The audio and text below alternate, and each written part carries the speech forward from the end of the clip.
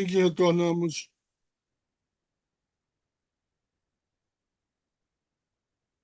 Já estamos ao vivo. Muito grato. Boa noite a todos e todas, companheiros do Instituto dos Advogados Brasileiros. Eu, a pedido do presidente Sidney Sanches, quero prestar um primeiro esclarecimento antes de iniciar essa sessão. Nós tivemos hoje uma situação no Instituto, teríamos hoje a sessão, inicialmente seria uma sessão presencial, todos sabem disso. Mas diante do fato, né, que nós tomamos conhecimento extraordinário e emergencial de ter que fazer a reforma elétrica no plenário do Instituto, nós não podemos, né, fazer lá a sessão presencial. E ocorre que um grupo de associados do Amazonas iria tomar posse hoje, presencialmente. E ocorre que o nosso representante legal, agora nos últimos 10 dias, semana passada, nos pediu que fizéssemos a posse, porque todos eles já tinham comprado as passagens com as suas respectivas famílias, então um grupo muito grande. Então, diante disso, nós, em respeito aos novos associados que tinham comprado passagens, seus familiares que viriam se deslocar para o Rio de Janeiro, nós fizemos uma forma de dar essas posses lá no Instituto, que essas pessoas todas estão no Rio de Janeiro. Fizemos na biblioteca, improvisamos um plenário na biblioteca para em torno de 20 assentos, como nós fazemos lá quando lançamos livros, e marcamos essa posse em respeito a esses novos associados, ao nosso representante do Estado do Amazonas. Então, a posse estava marcada para as 3h15h30, mas teve um atraso, porque um dos empossados, um presidente do Tribunal Regional do Trabalho do Amazonas, ele achou que era às 17 horas a posse. Então, houve um atraso. Em razão desse atraso, a posse não terminou como nós gostaríamos, mais cedo, para que o presidente Sidney pudesse estar aqui fazendo a abertura dessa sessão. Então, 20 para as 5 da tarde, o presidente Sidney me pediu que viesse para cá, fizesse a abertura da nossa sessão, em respeito aos associados nossos aqui, aos indicantes, pareceristas e todos os demais associados convocados para essa sessão. Ele me pediu que eu fizesse essa abertura, tá, da sessão, e ele, conforme o término lá da sessão, ele ingressará na sala para dar prosseguimento às nossas atividades. Então, apresentada essa justificativa, daí a pedido do presidente, se tiver aqui algum vice-presidente, até poderia também que assumisse, mas também não tem. Então, em razão disso, nós vamos dar por aberta essa sessão. Tá? Um minutinho só licença, vou pegar aqui a pauta. A nossa 97ª sessão ordinária, hoje virtual, exclusivamente virtual, da gestão de 2022-2025, no dia 28 de agosto de 2024. A mesa está sendo composta por mim, Edmir, e vou convidar também Sérgio Toche para, enquanto presidente não entra, fazer parte, compor como diretor, nosso orador, fazer também parte dessa tríade, né, da mesa oficial do IAB, hoje no modelo aqui virtual. Sérgio, então, por favor, sinta-se presente também nessa mesa virtual, tá? Conosco aqui nessa sessão. Perfeitamente. Obrigado, Sérgio.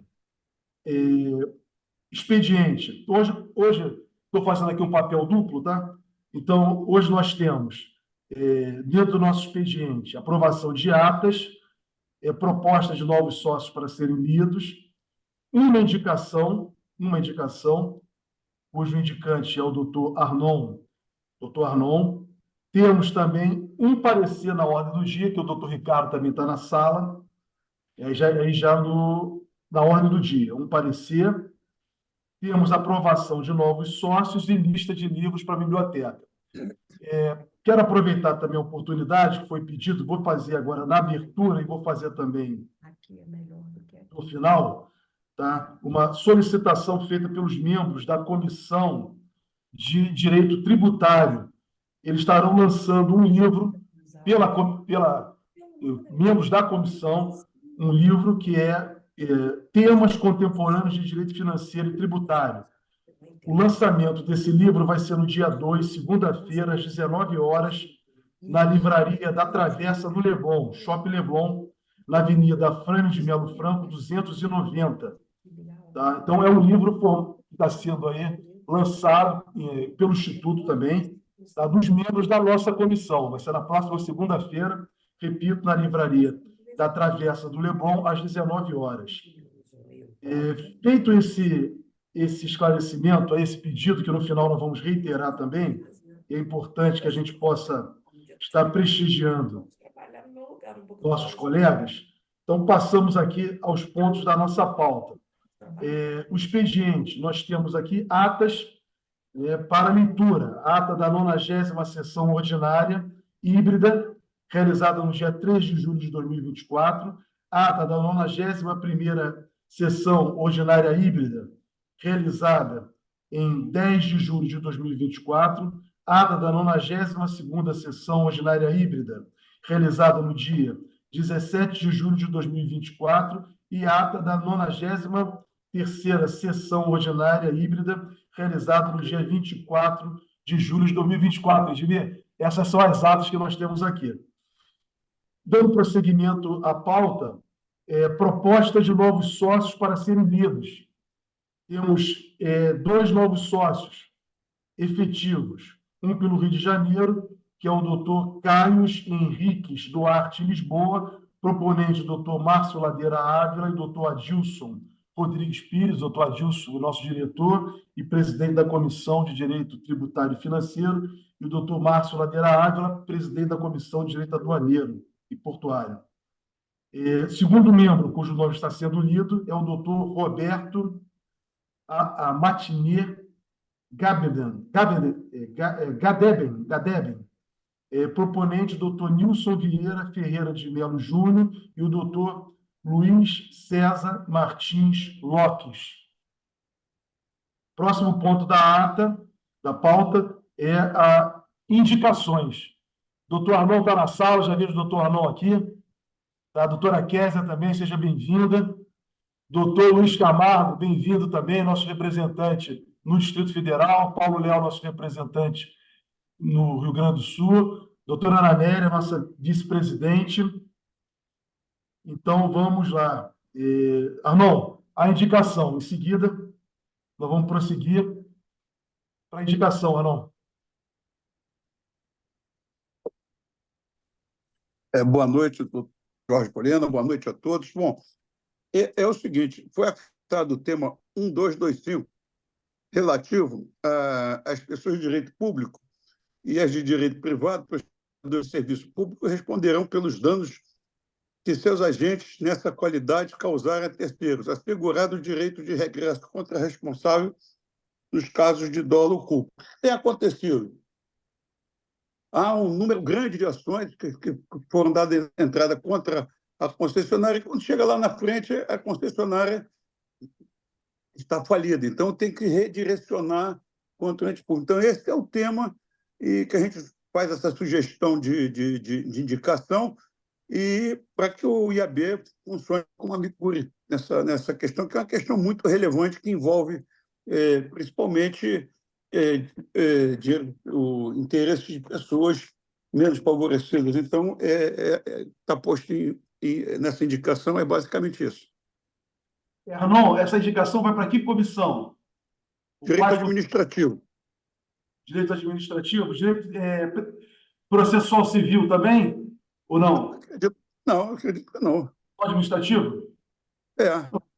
Só perguntando, indagando. Perfeito. Está claro o tema para todos do plenário? Estão de acordo com a pertinência? Não há divergência? Então, se não há divergência, vamos dar por aprovada a indicação. Arnon, obrigado aí. Tá aprovado. Eu que agradeço, Jorge Polena. Muito obrigado, boa noite. Um abraço para você. Obrigado. Boa noite a todos.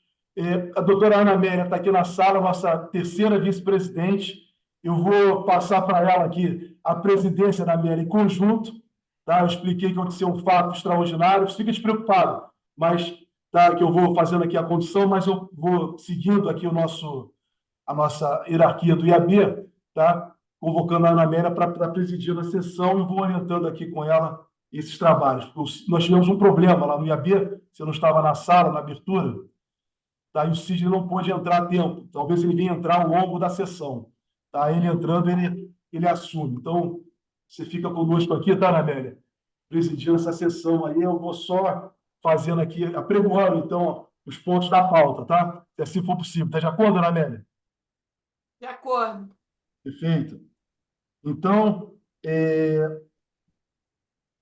indicações já está aprovada. Oradores inscritos. Alguém vai se inscrever como orador?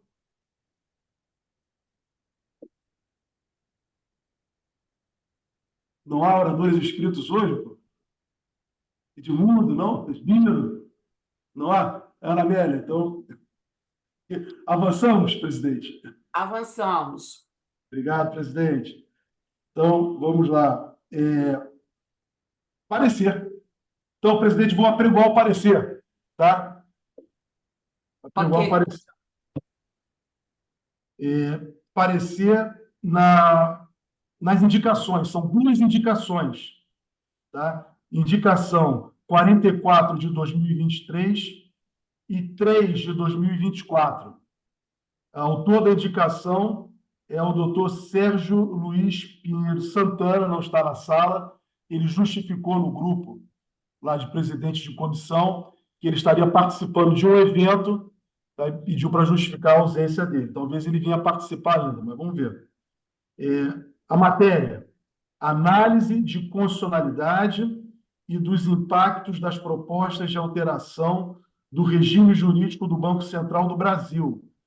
Projeto de lei parlamentar número 19 de 2023 e PEC 65 de 2023, que visam modificar sua autonomia, objetivos, composição em relação com o Poder Executivo.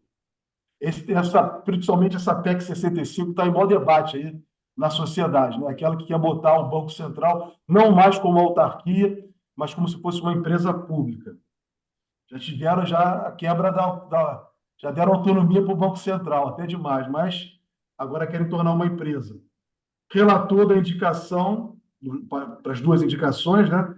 Doutor Ricardo Antônio Lucas Camargo, da Comissão de Direito Constitucional. Anabélia, passo para você a condição aí do encaminhamento com o Camargo. Ok, doutor Ricardo, então você tem a palavra como relator pelo prazo de 10? 10 minutos. Obrigado, doutor Ricardo. Eu vou procurar tentar ser o mais conciso possível. E até porque houve alguns incidentes com relação à elaboração desse parecer, que houve a necessidade de realizar a reunião de duas indicações, justamente porque um dos indicantes teve um incidente que é melhor a gente não referir, que todos nós conhecemos, infelizmente, o incidente. Mas o associado, doutor Heriberto, apresentou a indicação 44 de 2023, para fim de elaboração de parecer pela Comissão de Direito Financeiro e Tributário e pela presente comissão, sobre a autonomia do Banco Central, assim emendada. Direito constitucional, autonomia do Banco Central, competências constitucionais, realidade política e social do Brasil segundo a Constituição. Palavra-chave: Constituição de 88, Banco Central. Né? E ele observou que o governo anterior ao presente, atendendo reclamos do setor privado bancário, sancionou lei complementar que concedeu autonomia ao Banco Central, atualmente comandado pelo economista Roberto Campos Neto, defensor do fim do déficit público fiscal, da liquidação da dívida da União e outros princípios que não mais são aplicados em outros países, medidas que estrangulam a economia brasileira sem razão. Aqui eu pus, entre aspas, as expressões do indicante. E aí, então, ele postulou um estudo aprofundado sobre a autonomia do Banco Central e o reflexo das suas decisões na economia ante a realidade econômica e social brasileira. E esse parecer já estava pronto e aprovado no seio da comissão, quando houve um incidente que impossibilitou a presença do indicante para se pronunciar no ato solene de aprovação ou rejeição. E antes da ocorrência desse incidente, o associado doutor Sérgio Luiz Pinheiro Santana apresentou a indicação 3, 2024, para fins da elaboração de parecer pela presente comissão, assim emendada. Estudo da constitucionalidade, conveniência do PLP 19/2023 da bancada do PSOL, que altera a Lei Complementar número 179, de 24 de fevereiro de 2021, que define os objetivos do Banco Central do Brasil, dispõe sobre sua autonomia e sobre a nomeação e exoneração do seu presidente e seus diretores, para caracterizar o Banco Central do Brasil como autarquia de natureza especial, caracterizada pela subordinação hierárquica ao presidente da República, e estabelecer critérios econômicos, sociais para as nomeações, composição, condução das atividades de competência da autoridade monetária, e estudo de conveniência e constitucionalidade da proposta de emenda à Constituição número 65, 2023, de vários senadores que dispõem sobre o regime jurídico aplicável ao Banco Central. Essas propostas legislativas antagônicas, no sentido de se conferir maior ou menor poder ao Banco Central na condução da vida econômica do país, uma da Câmara dos Deputados, buscando assegurar um maior controle público sobre o Banco Central, visão mais intervencionista, outra do Senado, buscando conferir maior independência da entidade em relação ao Estado, submetendo-a um regime de maior flexibilidade na linha do fundamentalismo de mercado. Transcrevi ambos, os colegas já tiveram acesso à proposta de parecer, não vou ler os dispositivos agora, por óbvio, que tomaria muito tempo também. E, em razão da maior abrangência da indicação posterior, este relator propôs, com o acolhimento da comissão, a reunião dos expedientes por continência. E aí as teses concernentes a ambos são examinadas em um único parecer. E aí, então, eu já fui deixando bem claro que as teses que nós estamos expondo aqui não têm absolutamente nada de heterodoxo, muito pelo contrário, que nós procuramos recordar que a política monetária não é algo distinto da política econômica em geral, mas um de seus aspectos, ligado ao fato econômico fundamental, circulação, né? E que nós, quando dizemos que ela é espécie do gênero política econômica, é um aspecto da política econômica, então falar numa política monetária despolitizada seria a mesma coisa que dizer que se poderia falar de um gato não felino ou de água não hídrica, né? Não há como. E quando se diz que a política monetária seria infensa a diretrizes ideológicas, desconsiderar-se-ia, inclusive, a inexistência da unanimidade na própria discussão das causas da inflação. E a gente tem que recordar o debate entre estruturalistas e monetaristas travado na América Latina desde a segunda metade do século passado. Bom, desde a formação dos Estados Nacionais, a moeda é considerada como expressão da soberania. E já na obra de Jean Baudin, isso é definido com incisividade pela primeira vez. Bom, e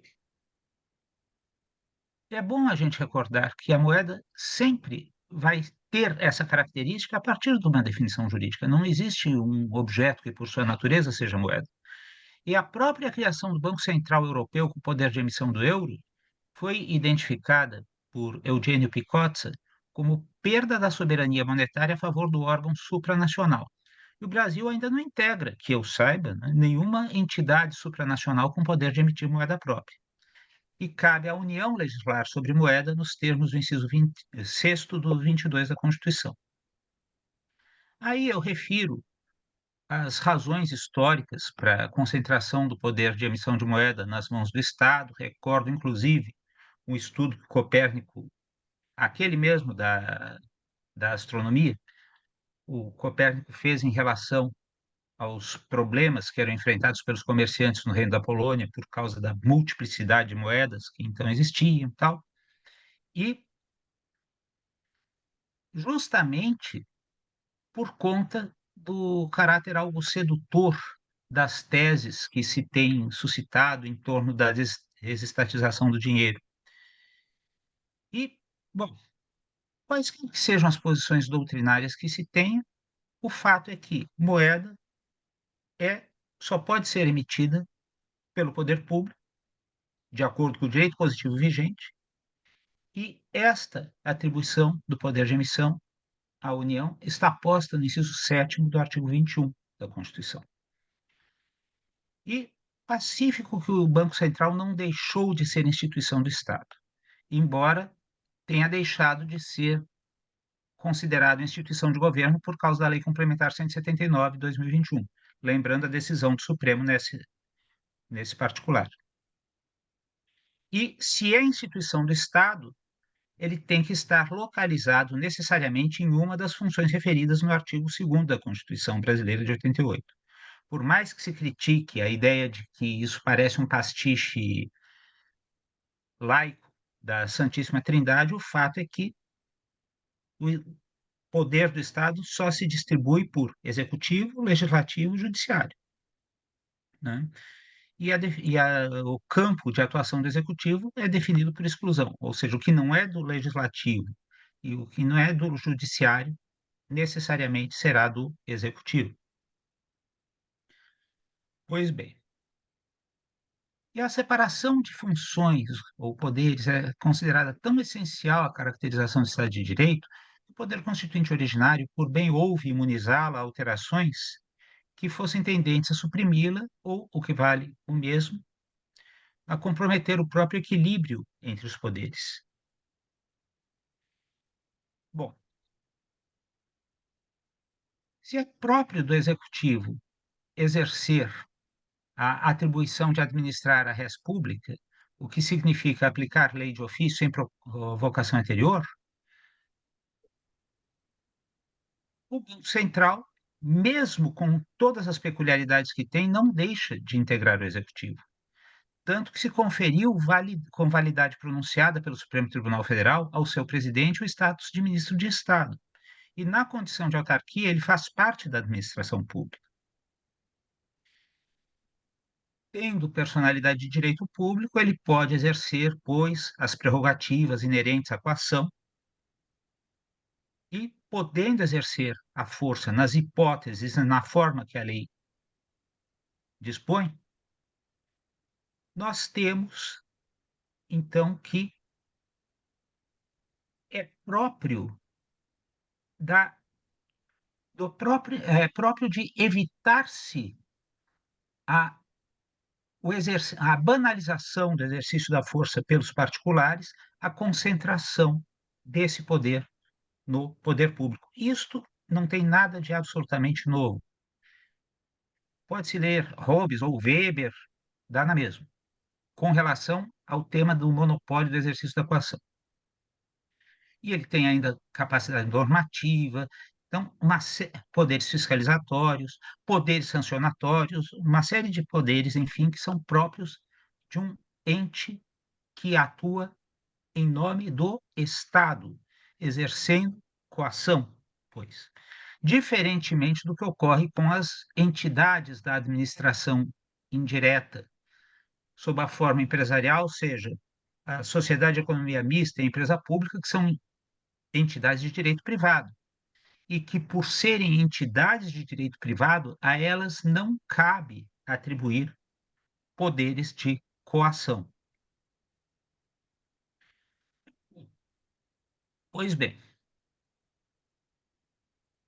e justamente por conta disto, também, nós vemos que cabe ao Banco Central um mistério precípuo a regulação da moeda nacional e, por consequência, o controle inflacionário. A moeda é uma questão de unidade nacional e, portanto, ela não pode ser pura e simplesmente pulverizada em vários entes menores, como é o caso também dos Estados-membros, municípios, etc. É a atribuição do poder central. Pois bem, e a criação do Banco Central entre nós é recente. Ela data de 31 de dezembro de 64. E aí tivemos a experiência do Banco do Brasil, desempenhando tanto a função de banco de depósito como banco de emissão e também da SUMOC. A Constituição brasileira, por seu turno, além de prever a forma de provimento da respectiva presidência e dispor em caráter geral sobre as atribuições dessa autarquia, responsável pela emissão de moeda e regular as taxas de juros pela gestão da dívida pública, ela recepcionou a 45/95/64 como lei complementar. E a distinção entre as funções do Banco Central e a dos bancos em geral foi bem elaborada pelo Aliomar Baleiro. E eu transcrevo o texto dele mostrando por que, inclusive,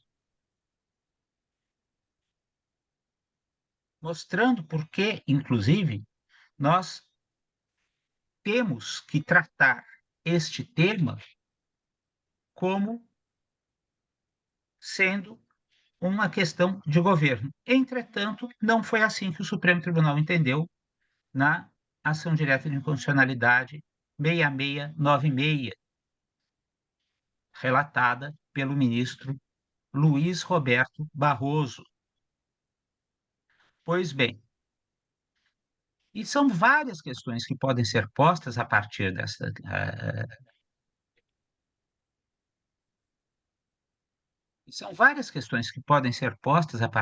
decisão, quanto à revolução que ela vai representar em termos de desvincular o Banco Central do governo e dar ao legislador infraconstitucional a aptidão para converter qualquer entidade que desempenhe funções de elevada exigência técnica em um equivalente Tribunal de Contas, que é revelada pelo oxímoro árbitro neutro, tudo isso. Bom, mas de qualquer modo, essa lição antiquíssima do Baleiro, né, que foi pura e simplesmente desprezada, não teria, entretanto, como ser descaracterizada como atribuição típica de Estado. E tanto é assim que os votos vencedores, em especial os dos ministros Carmen Lúcia e Gilmar Mendes, tiveram de fazer distinções para mostrar como a decisão que estavam a proferir poderia ser compatibilizada com a exegese firmada pelo Supremo Tribunal Federal na ação direta de inconstitucionalidade 449, relatada pelo ministro Veloso, invocada nos votos vencidos do relator originário, ministro Lewandowski, e da ministra Rosa Weber. Bom,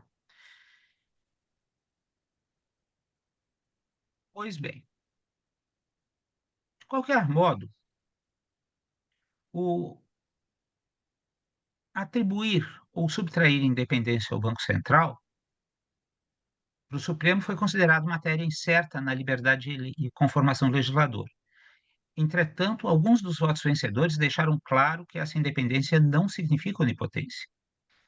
O ministro Toffoli salientou que a política monetária não é um fim em si mesmo, mas, ao contrário, deve, consoante determinação constitucional, estar voltada à geração de ambiente econômico que propicie o atendimento dos valores constitucionais constantes do artigo 170 da Constituição. Carmen Lúcia, vedação e exoneração imotivada dos dirigentes, o estabelecimento de mandatos fixos, não coincidentes com o do chefe do Poder Executivo, não significa que presidentes e diretores do Banco Central teriam atribuição de possibilitar contrariedade aos princípios da ordem econômica traçados nos artigos 170 e 174 da Constituição, ou terem os seus comportamentos imunes à atuação dos poderes estatais na forma da Constituição e legislação vigente. O ministro Fux, por seu turno, entusiasta da doutrina estadunidense sobre as agências de regulação, considerou que as abordagens preventiva e repressiva às negociações escusas têm sido concretizadas pela administração pública contemporânea por meio do recrudescimento dos instrumentos de accountability e compliance. Bom, de qualquer modo, nós estamos falando de tudo isto para referir o dado de que as medidas adotadas pelo Banco Central não estão absolutamente infensas a qualquer tipo de controle. E, pelo contrário, elas serão controladas sob o ponto de vista da legalidade e a elas se aplica perfeitamente toda a doutrina que se construiu em torno do desvio de poder. Pois bem, então, indo agora para o voto propriamente dito. Num primeiro momento, tendo em vista o disposto na letra E do inciso 2 do parágrafo 1º do artigo 61 da Constituição Brasileira, pareceria o projeto de lei complementar em trâmite na Câmara dos Deputados de inconstitucionalidade formal por vício de iniciativa. Entretanto, diferentemente do assentado em relação a outros diplomas, criadores de órgãos e entidades de administração indireta, como se viu no relatório do presente parecer em relação ao Banco Central, a maioria do Supremo entendeu que não caberia dar como presente a hipótese de reserva de iniciativa. De qualquer modo, nada impediria, até se recomendaria, diante do que se lê na ementa do acórdão da ação direta em constitucionalidade 6696, que o presidente da República encampasse a proposta por mensagem legislativa. Sob o ponto de vista material, não se vislumbra a presença de inconstitucionalidade, já que a maior ou menor independência do Banco Central estaria no âmbito da liberdade de conformação do legislador.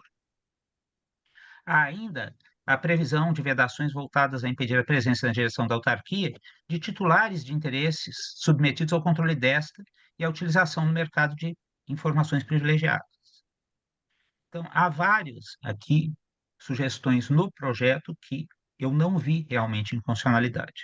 Já a proposta de emenda constitucional em tramitação no Senado, ao converter o Banco Central em empresa pública, visando confessadamente, como se lê na justificativa apresentada, desvencilhá-lo dos limites postos para a gestão das finanças inerentes à condição de pessoa jurídica de direito público, privatiza atribuições que são inerentes ao exercício do poder de coação, a saber, normação e fiscalização. O Banco Central, além de disciplinar normativamente, leia-se coercitivamente, a atuação das instituições financeiras públicas e privadas, registra e fiscaliza capitais estrangeiros, procede à liquidação das instituições financeiras que não têm mais condição de sobrevivência. São funções materialmente incompatíveis com a personalidade de direito privado inerente à empresa pública. E como no exercício dessas funções a nova empresa pública estaria completamente desvencilhada de qualquer uma das pessoas políticas, tem-se que a proposta de emenda constitucional em tela, desde logo, esbarraria no inciso 1º do parágrafo 4º da Constituição Brasileira de 88. Ao subverter a configuração da federação, ela tende, por isso, a aniquilá-la. Por outro lado, ao se criar uma empresa pública que não estaria vinculada a nenhum dos órgãos por onde se distribui o poder estatal, cria a emenda em questão um quarto poder, a saber, o poder monetário, sendo que, ao contrário do executivo, do legislativo e do judiciário, assume até personalidade autônoma em face das pessoas políticas e, com isso, desestrutura a própria distribuição das funções do Estado, esbarrando com isso no inciso 3º do parágrafo 4º do artigo 60 da Constituição Brasileira de 88. E, em seguida, com relação ao tema das taxas de juros, eu fiz aqui uma menção aos dados de fato invocados pelo presidente do Banco Central e a divulgações que teriam sido feitas em descompasso com a realidade em relação à própria situação econômica do país, em especial no que tange ao câmbio. Tamar, Oi, o tempo já passou. Faz a conclusão aí, senão. perfeito. Bom, isso porque eu estou tentando resumir o máximo que eu posso, mas vamos então à conclusão logo de vez. Mas só para dizer que está tudo documentado no texto do longo parecer, que teve que, infelizmente, ser longo. O reconhecimento pelo Supremo Tribunal Federal da constitucionalidade da autonomia do Banco Central conferida pela Lei Complementar 179 de 2021 não é suficiente para conferir a este onipotência, consoante observaram votos vencedores na ação direta de inconstitucionalidade 6696. Constitucional, formal e materialmente, a proposta de lei complementar número 9 de 2023 da Câmara dos Deputados, nos termos do que decidiu o Supremo Tribunal Federal na ação direta de inconstitucionalidade 6696. E é inconstitucional a proposta de emenda constitucional número 65 de 2023 do Senado Federal por ofensa aos incisos 1º e 3º do parágrafo 4º do artigo 60 da Constituição. O contraste entre as medidas adotadas em sede de política monetária e os objetivos definidos no artigo 3º e nos incisos 7º e 8º do artigo 170 da Constituição da República e no artigo 1º da Lei Complementar 179/2021, em especial diante dos motivos declarados, em aparente divórcio com a realidade na qual iriam produzir elas efeitos, pode render ensejo à exoneração do presidente do Banco Central por insuficiência de desempenho nos termos do inciso 4º do artigo 5º da aludida Lei Complementar 179. Considerando a tramitação dos processos legislativos e o procedimento disciplinado do parágrafo 1º do artigo 5º da Lei Complementar 179/2021, aprovado que seja o presente parecer em plenário, sugere-se o respectivo envio à presidência do Senado e da Câmara dos Deputados, ao excelentíssimo senhor ministro da Fazenda, na qualidade de presidente do Conselho Monetário Nacional, para que se proceda ao exame da presença dos pressupostos para a exoneração do excelentíssimo senhor presidente do Banco Central, bem como ao excelentíssimo senhor advogado-geral da União e ao Conselho Federal da Ordem dos Advogados, para que se posicionem sobre a questão. O parecer já estava pronto no dia 19 de junho de 2024. Pronto. É o que nós tínhamos a dizer. Muito obrigado. Abre o microfone da Ana Amélia, por favor, doutora Ana Amélia, que está presidindo. Obrigada, doutor Ricardo. Bom, eu pergunto se alguém deseja se manifestar sobre o relatório. Senhora presidente. Roberto Joicimar. Mais alguém? Doutor Roberto dos Reis. Roberto Joicimar. Sampaio, vai querer falar? Não. Então, eu vou me inscrever também por último. Ok. Quem é o primeiro, o Jorge? Roberto Reis. 5 minutos, Roberto. Até 5 minutos. Boa noite, senhora presidente. Boa noite a todos os colegas presentes à sessão. Eu quero, em primeiro lugar, ressaltar o brilhante parecer do nosso confrade Ricardo Camargo, que realmente abordou o tema com a profundidade que ele merece. Em segundo lugar, eu quero me fixar apenas na proposta que foi posta pelo Senado Federal com relação à transformação do Banco Central em empresa. Eu gostaria de dizer que eu não tenho formação econômica, mas eu sou uma pessoa que vivo o dia a dia da política, né? Então, eu sou aquele que acompanha os passos do nosso governo. Eu ousaria dizer que a questão do Banco Central é uma questão de política de Estado e não política de governo. E ainda mais dizer o seguinte: é impossível se dissociar política monetária de política fiscal, porque isso tudo integra uma estrutura de Estado que vai desembocar numa execução governamental. Então, isso para mim é fundamental. Eu não sei de onde foram tirar esse coelho da cartola de querer tirar o Banco Central dos poderes da federação. Isso é uma coisa, simplesmente, na minha modesta visão, como advogado, eu acho que é uma coisa absurda. E eu acho que, nesse ponto, eu estou em boa companhia. Eu me lembro que assisti uma vez uma palestra do economista, que inclusive participou aí do Plano Real, o André Lara Rezende, filho do saudoso Otto Lara Rezende, que também foi nosso colega, foi procurador do Estado. E o André, como uma pessoa muito inteligente, ele falou sobre essa questão do Banco Central de uma maneira até revoltada com o tipo de apresentação da proposta. E ele disse exatamente o que o nosso colega Dr. Ricardo falou. Querem transformar o Banco Central num quarto poder. E isso não é possível. A moeda é a expressão de soberania nacional. Ou será que vai deixar de ser? Não é possível que seja de forma contrária.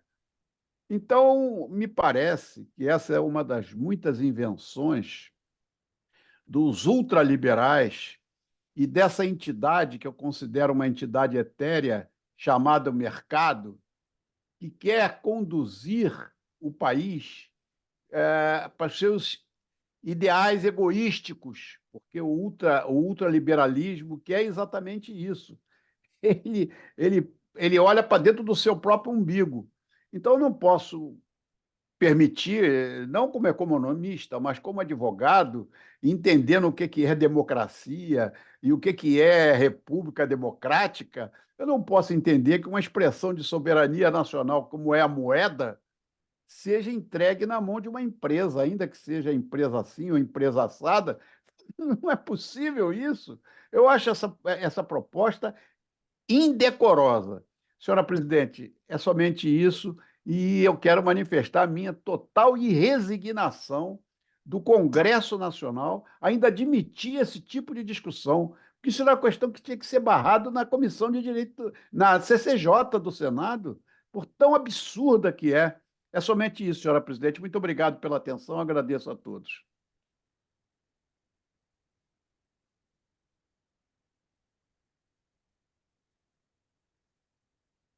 Abriu o microfone, Ana Amélia. Sempre esqueço. Obrigado, doutor Roberto. Essas inconstitucionalidades têm se tornado uma constante nos projetos de lei apresentados no Congresso, infelizmente. Passa a palavra ao doutor Josemar pelo prazo de 5 minutos. Muito obrigada. Boa noite, presidente Ana Amélia, querido Folena, querida Edmê, e saúde em particular meu presidente de comissão, o professor Miro Teixeira, que aqui se encontra. Sobretudo, acima de tudo, louvar o nosso Ricardo Antônio Camargo pelo parecer que, como sempre, de alta erudição, parecer completo, perfeito. Eu não repetirei argumentos, presidente, porque o Roberto Alves ele já falou basicamente o que eu iria falar, mas de forma muito sucinta. Eu chamo a atenção para o princípio democrático. O parecerista fala em poder monetário. Política monetária é questão de Estado, é projeto de nação. O Banco Central Autônomo, isso atende apenas a interesse de banqueiro. Há que ser dito isso. Legalidade, falamos em legalidade, falamos em Estado de Direito. Eu trago à baila aqui a questão da legitimidade, a vinculação ao Estado democrático. O governo que é eleito, ele traz consigo o seu programa econômico, a sua pauta monetária. Ele não pode ficar vinculado à pauta do governo anterior, que é o que acontece. Nesse caso. Então, para mim, eu diria, Ricardo, que o princípio democrático, na minha opinião, fica claramente violado dentro dessa concepção de um Banco Central autônomo. Portanto, eu louvo o parecer e peço a sua aprovação. Presidente, sucintamente era apenas isso. Muito obrigado. Muito obrigada, doutor. Folena, passa a palavra agora à doutora Kézia, que pediu, que se manifestou que ela gostaria de fazer uso da palavra. Vamos fazer um acréscimo aqui. Kézia Sampaio também levantou a mão. Perguntei ao Sampaio, quer falar? Sabia que você queria falar. Você não falou nada, mas se inscreveu. Está no prazo, a sessão está tranquila. E eu também estou inscrito. Está lá, Kézia Sampaio, eu termino. Pois não, doutora Kézia.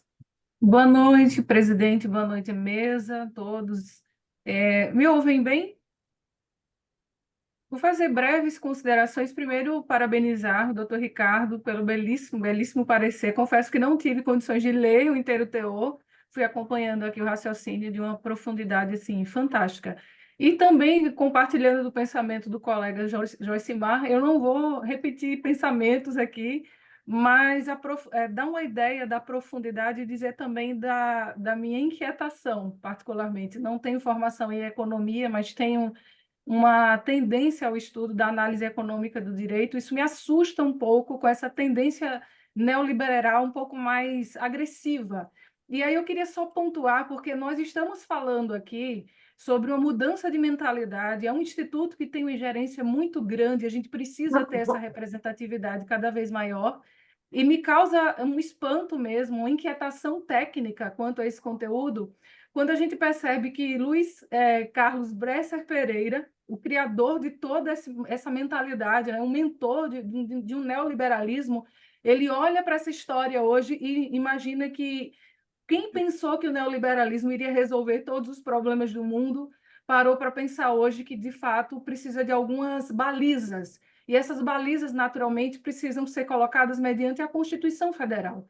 Então, me causa um certo receio quanto a esse ponto, o Estado Social, que é a essência da nossa Constituição. Me causa uma certa inquietação quando a gente percebe que um Luiz, eu estou falando muito no Bresser Pereira, porque foi que, de fato, criou essa inquietação também na base do estudo de uma análise econômica do direito. E ele traz de Keynes a Marx, enfim, independentemente da visão filosófica ou sociológica, quando ele fala que o Estado só precisa garantir esse mercado, um mercado que fracassou porque as taxas de crescimento diminuíram, a instabilidade financeira foi muito maior, há uma enorme concentração de renda, o salário dos trabalhadores estagnou. Então, a gente não está falando aqui em demonizar um mercado ou uma expansão da economia, longe disso. Mas o nosso maior, eu acho que a nossa lente de aumento aqui em relação ao conteúdo é observar realmente essa visão constitucional quanto à centralidade do nosso ordenamento jurídico. Então, esse cuidado, eu acredito que ficou muito bem expresso aqui no parecer. Me sinto muito contemplada quanto a esse conteúdo e quanto às ponderações que os colegas fizeram. E é basicamente isso, demonstrar essa inquietação, demonstrar a importância do IAB, da nossa participação. Eu me sinto, até peço licença pelo ânimo aqui de uma principiante em constitucional aqui na comissão, mas fico animada em perceber que, de fato, há essa importância e há essa dedicação da comissão e do IAB quanto a um conteúdo tão importante para a nossa nação. Muito obrigada. Obrigada, doutora Kézia, por suas palavras. Passo agora ao doutor Carlos Sampaio.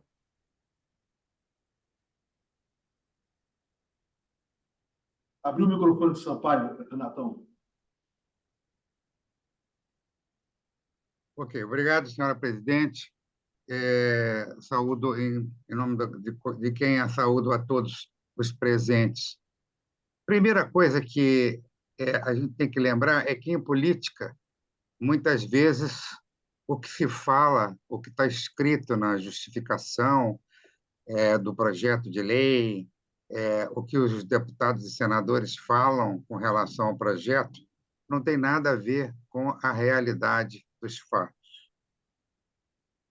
A ideia de transformar o Banco Central numa empresa pública só tem um único objetivo: aumentar os rendimentos dos funcionários do Banco Central, inclusive do presidente. Por quê? Porque nós estamos aí há alguns anos em que os funcionários públicos não têm aumento. E os funcionários do Banco Central estão bastante chateados com isso, por motivos óbvios, porque eles se consideram como... Aliás, é verdade que todos os funcionários do Banco Central no mundo inteiro ganham muito melhor do que o resto do funcionalismo. Mas no Brasil isso é impossível. Então, é por isso que eles estão propondo, não é por nenhum outro motivo. O motivo é esse.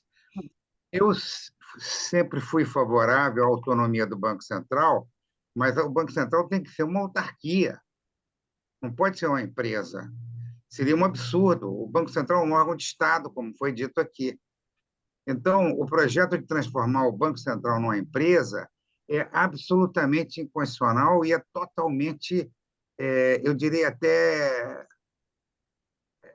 é uma coisa tão sem sentido do ponto de vista constitucional e do ponto de vista da estrutura dos poderes, que realmente somente é possível por causa do interesse do presidente do Banco Central, da sua diretoria e dos seus funcionários de saírem daquele limite do salário do funcionário público e entrarem num sistema como o da Petrobras, como do BBN. O Petrobras já é uma empresa de economia mista, mas o sistema do BNDES, etc., e tal, que são empresas públicas. Esse é o motivo. Então, eu ressalto que eu sou a favor da autonomia do Banco Central. Acho que assim, o capitalismo exige a autonomia do Banco Central para que o Banco Central se desvincule, inclusive autonomia e independência. Por isso que tem mandatos, para que o Banco Central seja um órgão totalmente técnico e se desvincule da política. Não é? Por isso que existe essa defasagem de 2 anos. Agora, a transformação em empresa pública é totalmente inconstitucional, transforma o Banco Central numa entidade desvinculada do Estado. Isso não é possível. Tem que ser uma autarquia. Era só isso que eu tinha a dizer, senhor presidente. Muito obrigado, senhora presidente. Obrigada, doutor Carlos Sampaio. Agora, pela ordem, doutor Jorge Poliano. Quero cumprimentar o Luiz Camargo pelo brilhante parecer. Quero dizer também que esse caso, quem levantou essa história dos empregados ganhar mais não foram os empregados, não foram os funcionários do Banco Central, foi o presidente do banco para justificar aí a mudança de regime. Saiu do regime de uma autarquia para uma empresa. Porém, o sindicato dos servidores do Banco Central é totalmente contra essa PEC, totalmente contra. Então, isso é importante registrar. A posição dos servidores públicos da autarquia, são contra. Inclusive, são contra a própria autonomia do Banco Central absurda que está em curso no país. Mas eu me inscrevi, não para falar exatamente, diretamente sobre a questão do Banco Central, que o Camargo esgotou, e os meus colegas que me antecederam também, né, Joicimar, Kézia, Sampaio, Roberto, né, colocando a questão central, né, que é um ponto democrático. Né, o ponto democrático. Quem vai governar o país? É quem é eleito, quem tem um mandato, né, que apresenta um programa de governo e submete às urnas, ou os burocratas, ou melhor, o mercado financeiro. Mas o que eu quero destacar, que me preocupa, é o seguinte, Miro, é a tal da reforma por dentro da ordem. Hoje, de fato, né, os neoliberais, os financistas e os fascistas, que representam uma forma de externar esse poder neoliberal, que estão no Congresso, não vou dizer que não é todo o Congresso, mas os fascistas estão lá, não precisa dizer que todos nós conhecemos, que eles se manifestam claramente, junto com esses defensores do Estado ruim, hoje tem um poder tamanho que eles podem fazer tudo. Inclusive dizer, hoje não é mais presidencialismo, daqui para frente não será mais presidencialismo no Brasil.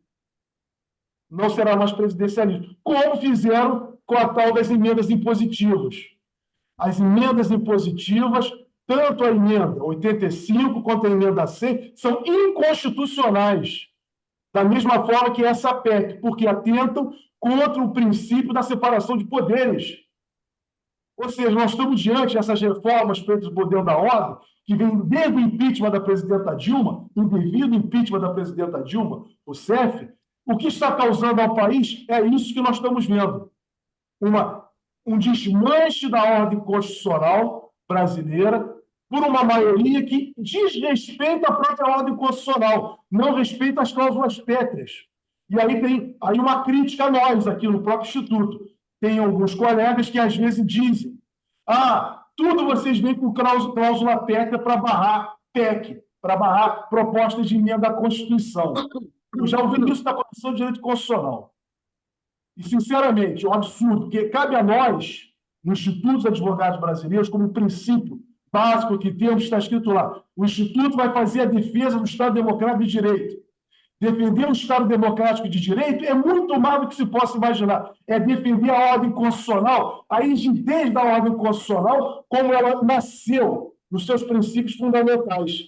Então, todas essas mudanças que estão ocorrendo no Brasil daqui para frente, como, por exemplo, estabelecer mandato para o ministro do Supremo Tribunal Federal, estabelecer alterações de julgamento por parte de um poder, é uma invasão completa do poder legislativo sobre os demais poderes da República, sobre o governo e sobre o poder judiciário. Ou seja, nós estamos vivendo, a meu juízo, a meu sentir, a maior crise de ingovernabilidade desde a promulgação da Constituição de 88. Para concluir, quero lembrar o seguinte, José Sarney, quando presidente da República, tentou ameaçar os constituintes, quando foi aprovado, em primeiro turno, a discussão da Constituinte de 88, na primeira votação, dizia ele, o país vai se tornar ingovernável. E José Sarney dizia que o Brasil vai se tornar ingovernável, não é como estamos vivenciando agora, é porque ele dizia como os mesmos arautos que defendem a privatização do Banco Central, torná-lo uma empresa, o Zé Sarney dizia, vai ficar ingovernável porque o orçamento não vai ser suficiente para pagar os direitos sociais que os constituintes estão colocando. Não foi por causa dos direitos sociais que o Brasil se tornou ingovernável. Não foi. E nós provamos isso. Está sendo comprovado cada dia que... Porque nós estamos vivenciando, com a reforma previdenciária que eles impuseram, exatamente quem está pagando essa conta e sempre pagou foram os trabalhadores brasileiros. Todos os trabalhadores brasileiros, servidores públicos, inclusive nós, que somos prestadores de serviço, não somos donos de banco, nem de nenhuma fábrica com 100 empregados, ou mais. Então, o que se está diante no Brasil hoje, a grande discussão, e o Instituto é chamado a esse debate, por isso que eu parecia bom, e o Sérgio está de parabéns ao apresentar essa indicação, é isso. Qual é o papel de uma defesa do Estado Democrático de Direito no atual momento político brasileiro? Defender o Estado Democrático de Direito no Brasil hoje é fazer prevalecer a Constituição diante dos princípios originários apresentados pelo Constituinte de 87 e 88. Então, Camargo está de parabéns. Acredito que o Instituto vai aprovar esse parecer, assim eu peço o voto aos meus colegas aqui, e até os que não estão presentes têm certeza que votariam, porque essa é a vocação do Instituto, essa é a nossa vocação, intransigente na defesa da democracia, do Estado Democrático de Direito. Então, para Marco, está parabéns ao Sérgio, que foi o indicante, e está de parabéns também ao Instituto, porque nós estamos fazendo essa luta já há muito tempo aqui, não é de agora. Já há muito tempo, todos nós aqui no Instituto, estamos emanados na defesa da Constituição, a tentar preservar o que eles estão destruindo da Constituição brasileira. Obrigada, doutor Jorge. Bom, encerradas as manifestações, eu peço que a TI coloque em votação. Peraí, presidenta. Calma, Sérgio. O indicante conseguiu entrar aqui. Calma, Sérgio. Você vai ter... Amélia, o próximo agora, o indicante é o último a falar e depois passamos à votação. Você Senhora chegou presidente. agora, pode falar, Sérgio. Calma. Meus queridos, boa noite. Desculpe aí o atropelo, é porque eu fiquei a tarde inteira aqui, eu estou no Salão Nobre da Universidade Federal Fluminense, da nossa egrégia Faculdade Nacional de Direito, estava aqui representando o IAB no lançamento do Observatório da BJD, que foi um evento magnífico, acabou agora, e eu só consegui entrar justamente nesse final. Eu acompanhei vários depoimentos do Jorge, da Kézia, e certamente já tinha acompanhado do Ricardo por ocasião dos debates na Comissão de Direito Constitucional, onde nós esgotamos o tema num debate de altíssimo nível. E eu só queria enfatizar, né, primeiro, parabenizar o Ricardo por esse trabalho belíssimo que foi feito.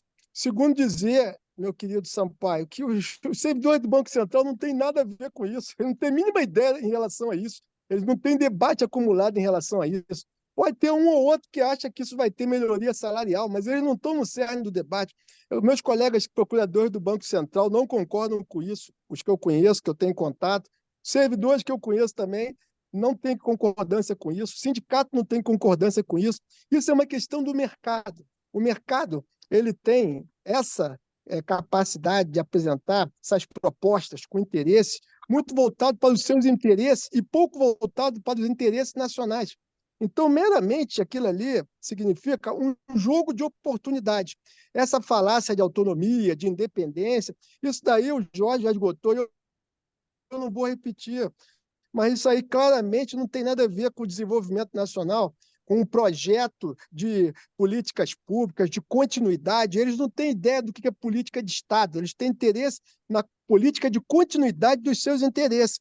Então, eu não só acompanho todo o entendimento que já foi dado aqui, eu acompanho o entendimento majoritário do que foi falado na reunião da Comissão de Direito Constitucional, e eu não podia deixar de entrar, né, mesmo que nesse finalzinho, mas certamente também deixar aqui registrado, né, o meu contentamento com o parecer do Ricardo e também pedir para que os colegas acompanhem. Eu consegui ganhar uma caroninha para Niterói, mas eu vou tentar, na medida do possível, já deixo consignado, minha presidenta, que eu voto favoravelmente, não só por ser indicante, mas por concordar com tudo que foi colocado pelo nosso querido relator. Muito obrigado, gente. Obrigada, Senhora presidente, me permite uma pequena intromissão aí na questão. Eu gostaria de enfatizar a questão levantada pelo nosso querido Folena. Olha, a Comissão de Constituição e Justiça das duas casas congressuais são uma vergonha. Basta ver quem preside a Comissão de Constituição e Justiça, uma deputada totalmente despreparada, uma pessoa nitidamente fascista, e os temas que são do grande interesse da nação, ela sequer aprecia, mas está querendo comprar a briga com o Supremo Tribunal Federal. Então, eu estou dizendo isso para reforçar o que o Folena deixou com muita propriedade, que nós, no Instituto, temos que estar de olho aberto, porque de PEC em PEC, eles querem destruir a Constituição Cidadã de 88 do doutor Ulisses. Então, o Instituto tem uma responsabilidade muito grande para com a nação, porque nós temos que ser defensores intransigentes da República Democrática. Senão, o Instituto não vai ter mais interesse em existir, porque nós vamos entregar isso na mão dos ultraliberais fascistas. Desculpa, senhora presidente, mas tem momentos que a gente não suporta ficar calado. Perfeitamente, doutor Roberto, obrigado. Diante das manifestações favoráveis, eu pergunto se alguém discorda do parecer. Bom, diante disso, então, o parecer foi aprovado por aclamação. Parabéns ao indicante e ao relator, doutor Ricardo Antônio Lucas Camargo. Muito obrigada. Doutor Jorge Foliano, próximo item da pauta. Vamos à pauta. Próximo item da pauta, votação de associados, novos associados. Isso é muito bom. Hoje nós demos posse a novos associados fora do Rio de Janeiro. Vamos lá. Vamos ver aqui. Peço um minutinho só. Eu estou fazendo aqui do celular. Achei, vamos ver. Um minutinho. Achei. O parecer já foi. Então, agora, proposta de novos sócios para serem votadas. Aí, Ana Amélia, podemos votar aí, fazer a votação, estamos com tempo. Computador, muito tempo que a gente não vota, né? Então, peço o Ricardo, o Ricardo não, Manel não, perdão, o Manel já faleceu em homenagem a ele. Quantos nomes, Foliano? São 5 nomes. Você quer fazer um a um, então? Vamos fazer em homenagem a ele. Olha, Ok. primeiro, Alexandre Valtric Hatch, proponente, doutor Oswaldo Agripino, de Castro Júnior. Aberta a votação.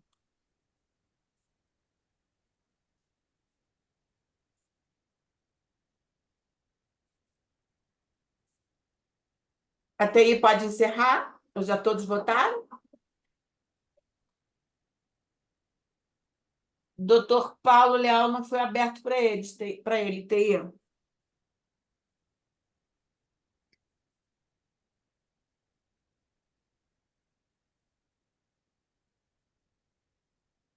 Recebeu, Paulo?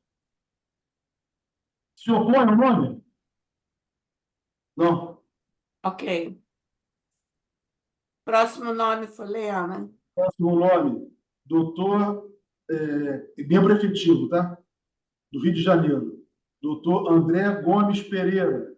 Proponente, doutora Márcia Diniz.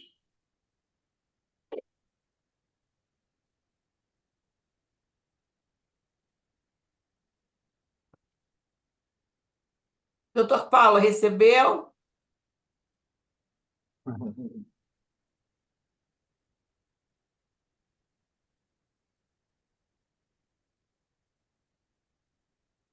Pode fechar a votação? Aprovado.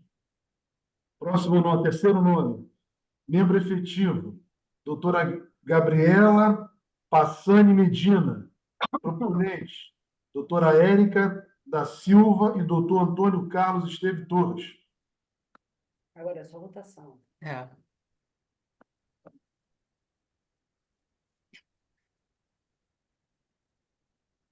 Doutor Paulo recebeu? Então foi só aquela primeira mesmo. Bom, por unanimidade, então, foi aprovado. Quarto nome, doutora, membro efetivo por Minas Gerais, doutora Juliana Ferreira de Souza Vilaça. Proponente. Proponente, perdão. Obrigado, Ana. Doutor Nilson Reis, nosso representante legal em Minas Gerais. Aberta a votação. Até mandei meu voto.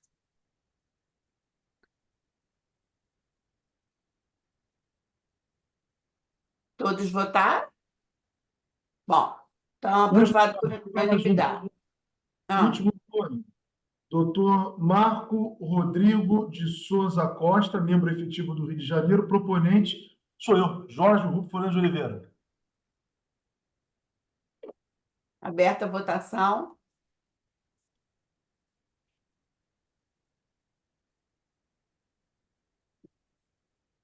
Pode fechar. Por unanimidade foi aprovado. Agora nós teremos livros do ato da biblioteca. Edmir, está com a lista aí?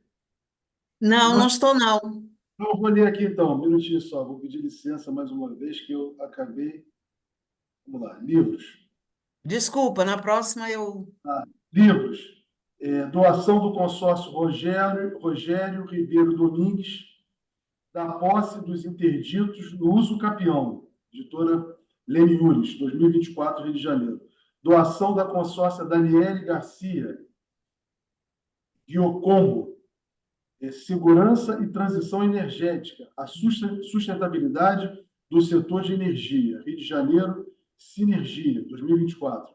Doação da doutora Alexandra da Silva Amaral, Teoria Institucional, uma possível resposta do direito administrativo a emergências, editora Fórum, 2024. E tem mais também, retorno aqui o convite feito pelos nossos colegas da Comissão Reunião do IAB, tá? Direito Tributário. Eles estarão lançando um livro agora na próxima segunda-feira, Temas Contemporâneos de Direito Tributário e Financeiro, dia 2 de setembro, segunda-feira, às 19 horas, Livraria da Travessa do Leblon, Shopping Leblon, Avenida Afrânio de Melo Franco, 290, aqui no Rio de Janeiro. Ficam todos aí convidados, vamos prestigiar, né, principalmente o pessoal que mora no Leblon, na Zona Sul do Rio, prestigiar nossos colegas aí da Comissão de Direito Tributário e Financeiro, se for possível. Amélia, cumprimos a pauta, é contigo aí agora o encerramento, ou não? Bem, eu agradeço a presença de todos, reitero o convite para que participem dos eventos do IAB, que serão realizados agora na próxima semana, serão todos muito interessantes. Da minha parte, é sobre inteligência artificial na educação e na propriedade intelectual, muito importante. Eu agradeço a presença de todos e declaro encerrada a sessão. Muito obrigada. Obrigado, gente. Até a próxima semana. Até a semana que vem, nossa sessão será também virtual em razão das obras. Muito obrigado. Tchau, Um Amélia. abraço. Amélia. Espero que tenham se deleitado com a nossa Faculdade Nacional de Direito, hein? Tá certo, Sérgio Santana. É a minha casa. Um abraço. Isso aí. Um abraço, gente. Nossa casa. Tchau. Abraço, gente. Boa noite. Tchau, tchau. Obrigado, Amélia, mais uma vez, tá? Muito obrigado aí por nos ajudar. Tchau, tchau. Eu vou esperar todo mundo sair. Abraço, querida.